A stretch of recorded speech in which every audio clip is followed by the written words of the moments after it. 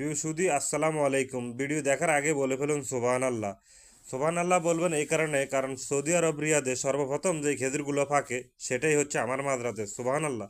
দেখুন, অন্য অন্য মাদ্রাতে খেজুর মাত্র বাইরে হচ্ছে ছোট ছোট, আর আমার মাদ্রার খেজুরগুলো অলরেডি হালকা হালকা কালার আসা আরম্ভ হচ্ছে।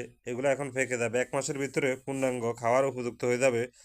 অর্ধেক কাঁচা অর্ধেক পাকা, ওগুলার আরবিতে রতব বলে, সেই রতব খাওয়ার উপযুক্ত হয়ে যাবে 1 মাসের ভিতরে। দেখুন দেখুন ভালো করে দেখুন, একদম হলুদ হলুদ হচ্ছে খেজুরগুলা। আর 15 দিনের ভিতরে মোটামুটি পুরাপুরি কালার এসে যাবে, 1 মাসের ভিতরে এগুলো খাওয়ার দায়জ হয়ে যাবে।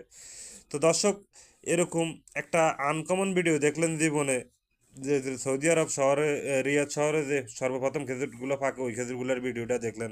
এরকম আরও ভিডিও দেখতে আপনারা ফেসবুক এবং ইউটিউব চ্যানেলে আমার চ্যানেলটা সাবস্ক্রাইব করে দেবেন। চ্যানেলের নাম হচ্ছে ঠাডা ফড়ক দালালের উপর, ফেসবুক পেজ এবং ইউটিউব চ্যানেল।